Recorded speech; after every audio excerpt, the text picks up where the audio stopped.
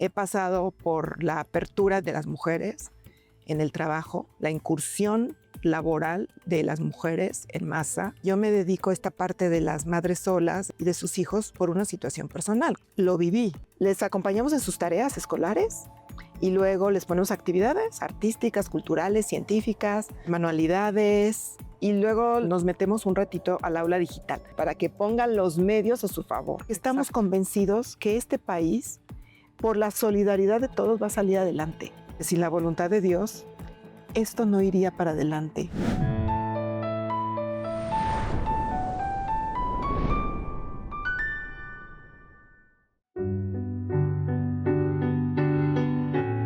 Miedo, desesperanza, incertidumbre, ansiedad. ¿Por qué el mundo moderno nos hace sentir así? Cada vez más personas buscan algo que les dé sentido.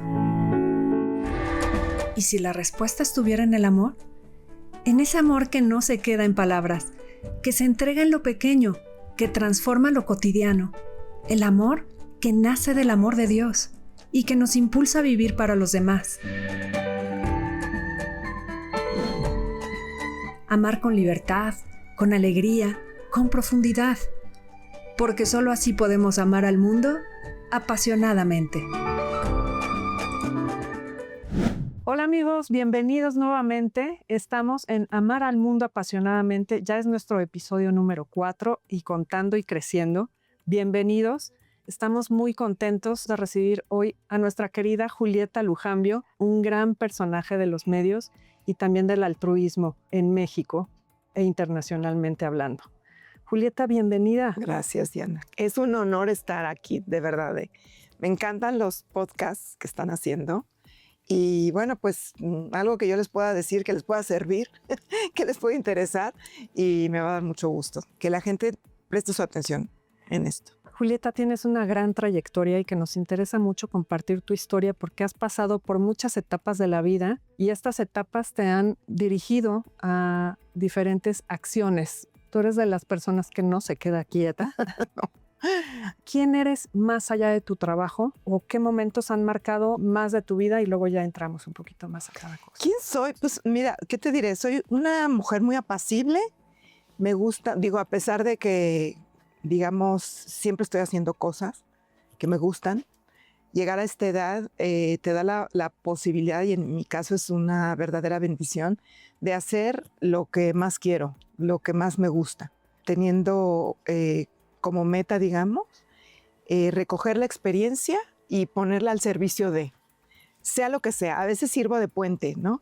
Entre una causa y una persona, entre una necesidad y alguien que lo puede hacer, como las dos partes de una naranja. Soy puente para muchas cosas, pero también me gusta ser como congruente, que lo que dices por un lado se refleje también en las acciones. Me gusta tener una vida equilibrada entre la parte, digamos, de acción social, la parte espiritual, física, familiar, laboral, intelectual. Como que siempre pienso que hay que estar como muy equilibrados en ese sentido. Porque si pones todos los huevos en una canasta, por ejemplo, en el área laboral, es una mesa coja. Necesita otras patas para sostenerse. La verdad es que todos los seres humanos tenemos que alimentar cuerpo, mente y espíritu. Y hablando de lo que me gusta aportar, digamos, que es la parte social, tiene que ver mucho con mi activismo a favor de los derechos de las madres solas y de sus hijos, por una condición personal, por algo que yo he vivido y que conozco y que he sufrido también. Porque si al sufrimiento, al dolor, digamos, no le das un sentido, entonces se queda como sin un servicio, como que, ok, lo sufriste, pero pues ¿para qué sirvió? Sí. No hay que sufrir en solitario, ¿no? Y sí, yo había hecho como los planes para tener una familia, digamos, compuesta de mamá y papá y hijos para toda la vida, pero no se dio. Pero sí tuve una gran familia monoparental, compuesta por mi hija Sofía y yo. Ahora mi hija Sofía tiene 34 años. Nosotros fuimos como esta generación, mi generación, porque la tuya es otra, pero digamos que nosotros, creo yo, como mujeres, fuimos abriendo brecha para las nuevas generaciones. Y tuvimos que lidiar con un montón de cosas, especialmente con la culpa. una mujer que trabajaba tenía un doble trabajo, por supuesto, a la hora de llegar a casa, porque no quería que la tacharan como una mala madre o como una persona que no hace bien su trabajo. De acuerdísimo. Ya luego se liberaron las mujeres. Nosotros cuando comenzamos en noticieros, yo comencé en 1980 con noticieros, no se nos veía como periodistas, no se nos veía como editorialistas. Estábamos ahí para cumplir un guión, para alinearnos a una política, la que sea editorial, de las empresas donde yo he trabajado. Básicamente, decías, Diana, has pasado por muchas etapas. Pues sí, tengo 66 años desde ser estudiante. Cuando ser estudiante en México, también las mujeres iban abriendo cancha y luego se convirtieron en la matrícula más importante de las universidades, incluso en carreras que eran como exclusivamente para hombres. He pasado por la apertura, digamos, de las mujeres en el trabajo, la incursión laboral de las mujeres en masa, que eso ha sido muy importante para México. Hoy tenemos una mujer presidenta y muchas presidentas de empresas súper importantes, pero claro, también como con muchas carencias. Y en 5 puntos, a través de esta trayectoria, ¿qué manifestarías tú que te ha formado en esa carrera periodística primero, en la primera etapa periodística? La verdad, tienes que verificar las fuentes, la ética, que también se ha perdido.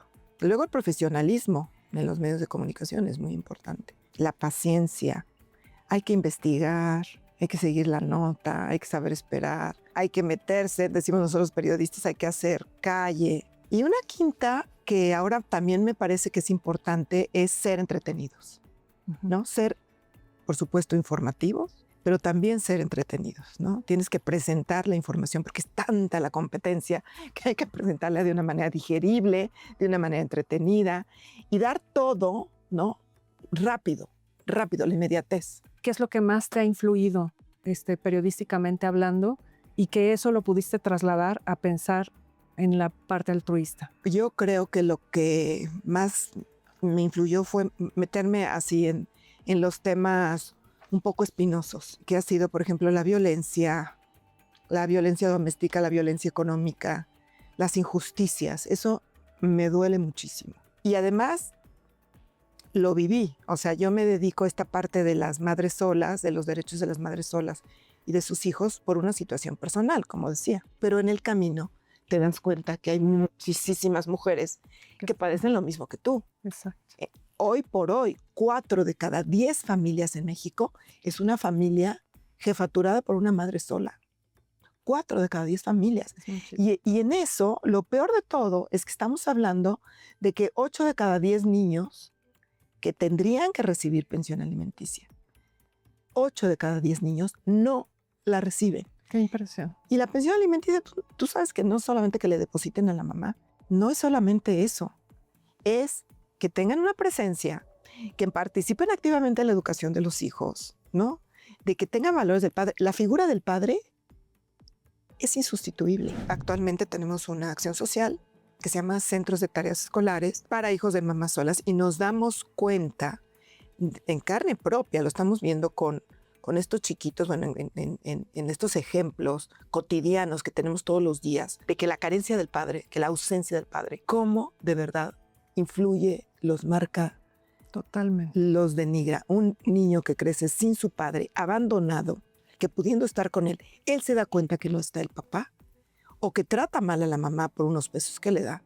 Entonces es un niño que crece con una deficiencia, con una marca, con un anhelo de ser visto. Pero aún así, yo les digo a las mamás solas, hay que buscar a alguien que sea confiable, una figura masculina confiable para los niños, que puede ser un tío, que puede ser, no sé, un maestro, un abuelo, una persona confiable, un sacerdote, un alguien en el que las mamás confíen que puede ser una figura masculina importante.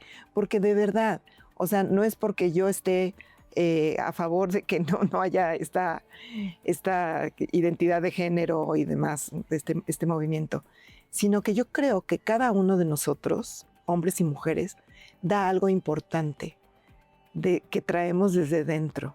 O sea, los padres, por ejemplo, no pueden dar a luz. Y eso es algo biológico, pero también es algo que tiene que ver con el género. o los padres, que muchas veces fueron los proveedores. Ahora es una función de las mamás, pero ellos también son esa figura que enseña a los hijos un montón de cosas, que enseña valores importantes, que enseña, cómo salir adelante en la vida de una manera diferente que como lo hace la mujer, de una manera distinta. Entonces, por eso las dos figuras son importantes. Yo lo he visto en la práctica. Por eso es que me atrevo a decir que el género masculino y el género femenino en esa diferenciación tienen mucho que aportar. Y también por el lado de las mujeres, también cuando llegan a faltar las mujeres. Se da menos, pero también hay abandono, mamás. Yo, cuando empecé esta acción social en favor de las mamás solas y de sus hijos, decía, hay del día en que las mamás hagan lo mismo, o sea, que abandonen a sus hijos. Y ese día creo que ya llegó. Todavía no, afortunadamente, a gran escala, pero el daño que le hacemos también a los hijos no lo pueden digerir. Sí. Es algo que cuesta muchísimo trabajo, que alguien te abandone. Es la huella más importante, digamos, es la huella sensible, emocional más importante que los seres humanos tenemos. Sí. Te marca de por vida. Si la pareja no se llevó bien, ok, se pueden separar, se pueden divorciar, pero que no se separen de los hijos. Este concepto del altruismo dirigido hacia la mamá sola y los hijos solos fue lo que te llevó también a esta gran labor de los centros de tarea. Cuéntame un poquito de Mamás Solas, cómo empezó y cómo tomaste el brazo para hacer los centros de tarea. Pues ya sabes que las cosas aparecen, aunque no las... Providencialmente. Providencialmente. Una de las grandes pérdidas que he tenido en la vida es la de mi hermano Octavio, el menor de los hermanos. Falleció por un cáncer, por un sarcoma bastante agresivo. Dejó un bebé de 9 meses, que mi cuñada ha sacado adelante maravillosamente. Y ha tenido las figuras masculinas. En su momento fue mi papá, sus hermanos, sus cuñados, los cuñados de mi cuñada, etc. Pero ese hecho marcó mucho a la familia. Mis papás se sintieron totalmente desamparados. Fue algo que no esperaban. Tú siempre buscas que, no sé, que un papá que se vaya primero, no, que ellos se fueran primero. Pero esto de perder un hijo es que te cambia todo, te cambia todo. Y mis papás estaban como niños chiquitos, como buscando amparo. Así.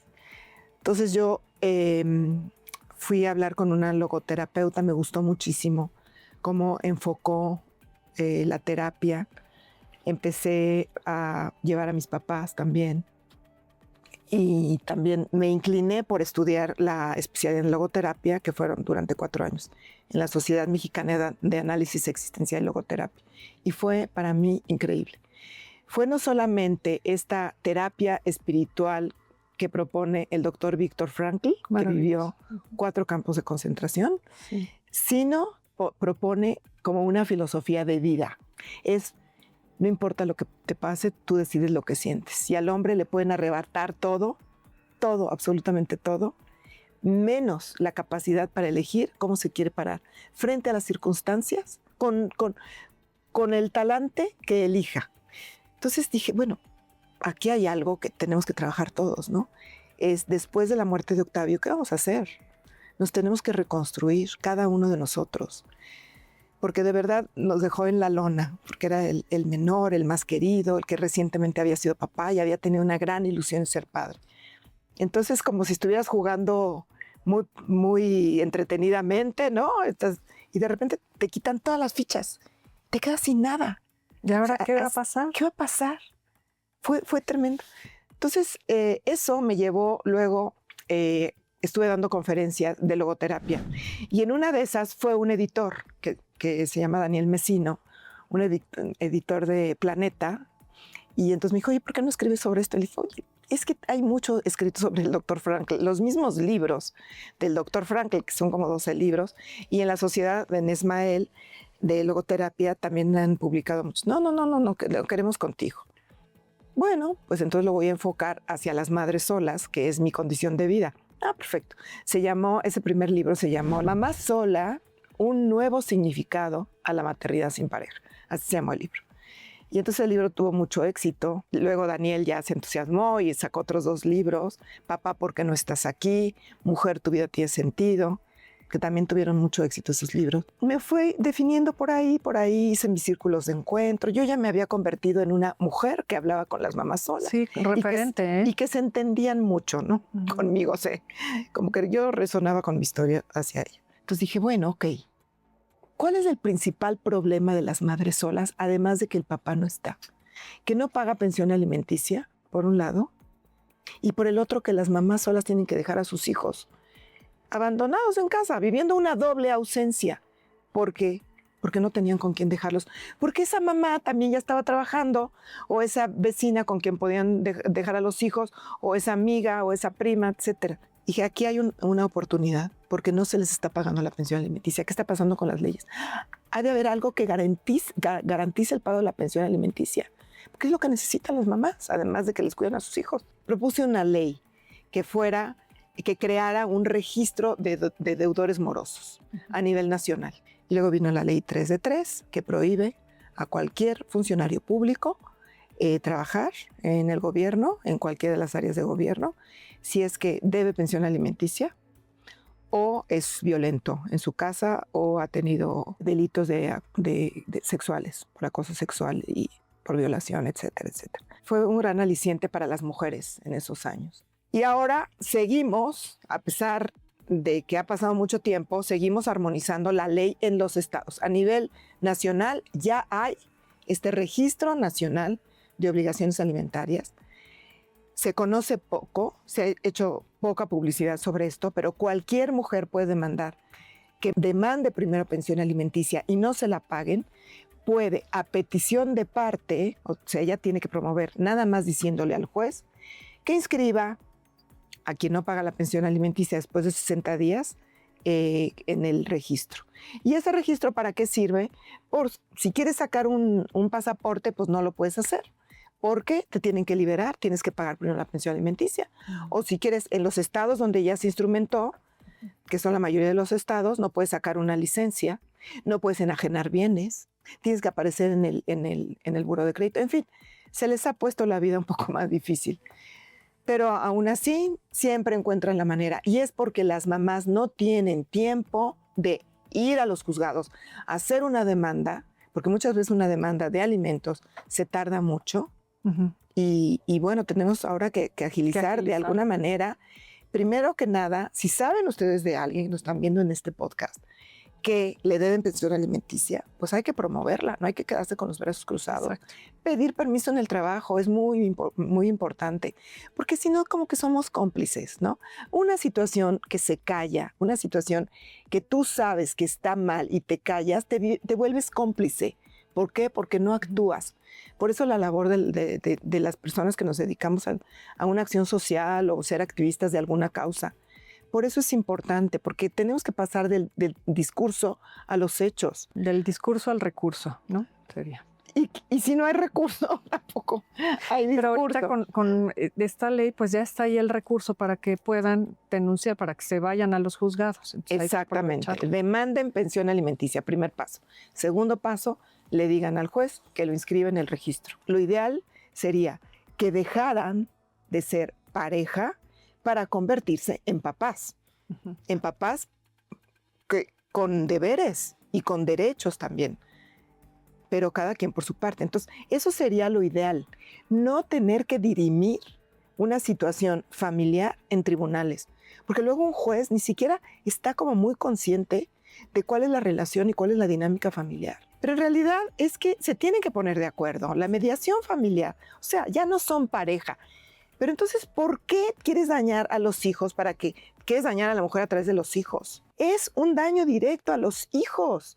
Eso de que no te voy a pagar pensión alimenticia para que tu mamá sufra y sepa quién soy. Óyeme, a quienes dañan directamente son a los hijos. Pónganse a ver que esa señora, con todo el esfuerzo que está haciendo, puede llegar un momento en que estire tanto la liga que diga, yo ya no quiero ser mamá. Yo ya les dejo la responsabilidad al papá o a la familia del padre. Entonces, a ver, si queremos que los niños son el bien mayor de las familias, tengan lo necesario para evolucionar, para crecer, tranquilos y en paz, porque ahora más que nunca se está valorando la paz del corazón. Cuando tenemos tantos niños que son ansiosos, inquietos, que no ponen atención en clase, ¿por qué? Porque si tú le raspas tantito, es que abajo hay una situación familiar de fondo que no están pudiendo asimilar, que no están pudiendo gestionar. Sí. Entonces, a ver, seamos civilizados, entremos en esta negociación para ver cuántos días a la semana y convirtámonos en las mejores personas para nuestros hijos. Es la generación que viene. Exacto. No es posible que los niños lo estén padeciendo, no es posible que les estemos dando esa vida. Compadezcámonos de ellos. Y la compasión tiene que ver no solamente con me compadezco de tu dolor, sino también de tu alegría, compasión sobre la alegría. Entonces también compadezcámonos de esos niños, pero llevémoslos hacia un buen puerto. Que si a lo mejor nosotros vimos pleitos familiares, que vimos separación, pero no repitamos esa historia. Los niños hoy en día hasta les llaman la generación cristal, Diana. ¿Por qué? Porque con cualquier cosita se rompen. ¿Por qué? Porque son frágiles, porque no los hemos hecho fuertes. Nosotros tenemos que ser sus referentes. Yo les digo a las mamás solas cuando trabajo de tú a tú con ellas, que como ellas vean el mundo, así sus hijos se explicarán la vida.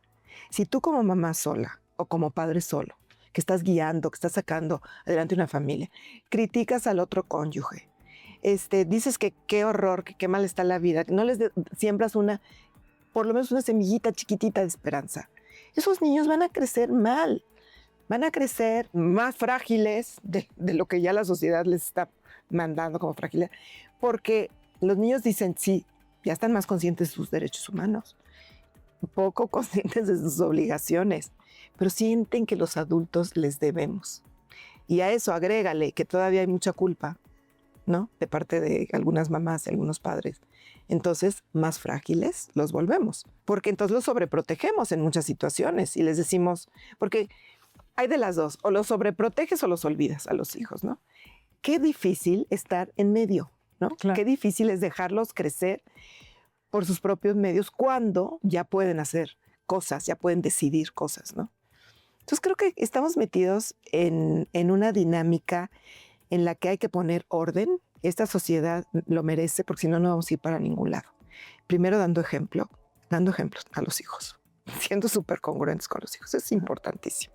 Deber ser de una sola pieza, como decían mis papás, es que tenemos que ser íntegros, de una sola pieza, que pensemos, que actuemos y que digamos y hagamos en el mismo sentido. Oye, y ahora en los centros de tareas, pues muchas cosas de las que tú estás hablando, por ejemplo, esta semillita de la esperanza ha sido una gran oportunidad para ti para irle sembrando algo, ¿no? Es lo que tratas de dejar en los centros de tareas que hoy por hoy estás trabajando tan valientemente. Les acompañamos en sus tareas escolares y luego les ponemos actividades artísticas, culturales, científicas, manualidades, y luego nos metemos un ratito al aula digital para que sepan usar, para que pongan los medios a su favor. Qué bien que ya conseguiste el aula digital. En las tres parroquias ya lo tenemos. Las parroquias nos ofrecen el espacio. La Arquidiócesis de México, bueno, mis respetos, se han portado súper lindos con nosotros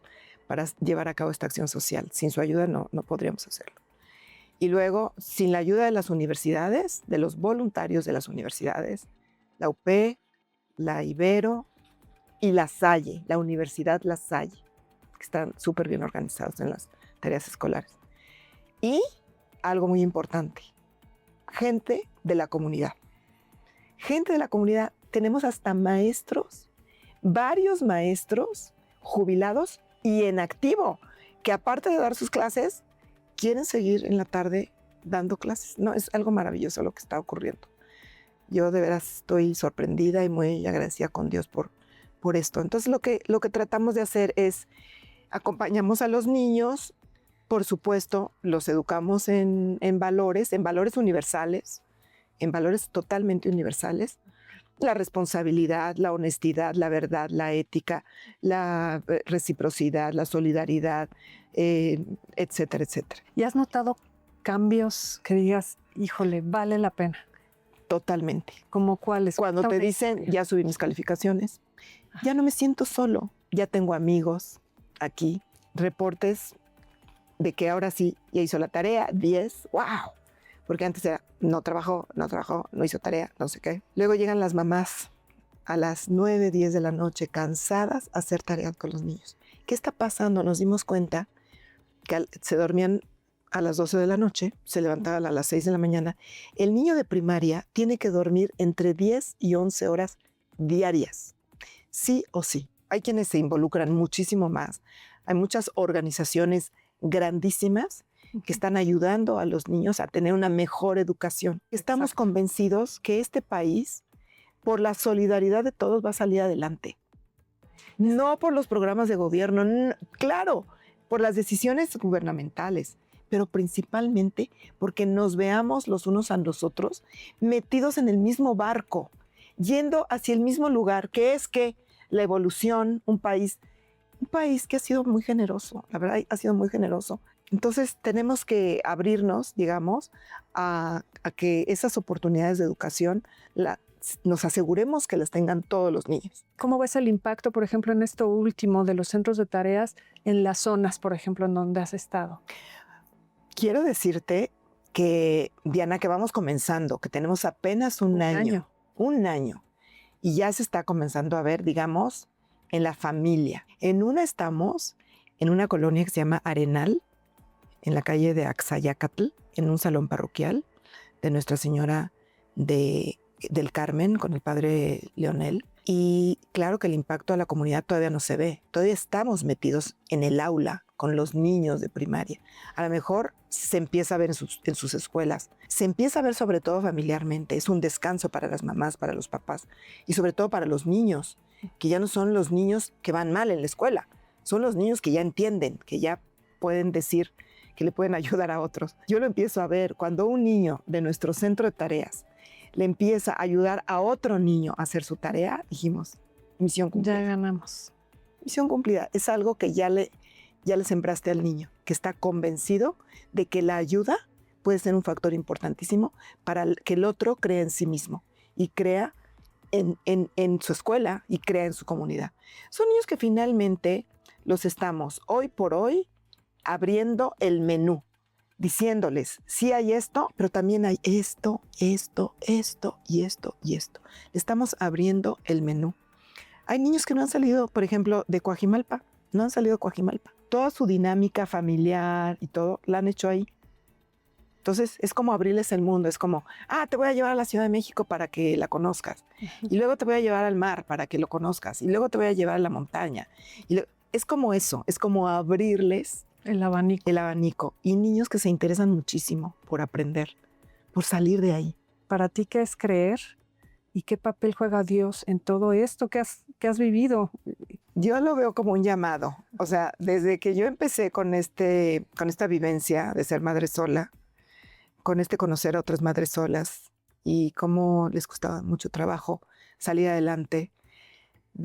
O sea, yo siempre he sido una mujer creyente, ¿no? Pero ahora es como en un plano de amistad total, o sea, de confidencia y de, ahí te encargo, o sea, no puedo con todo. Exacto. Ahí te encargo. Porque no caer en la autosuficiencia, ¿puede ser? Totalmente. Es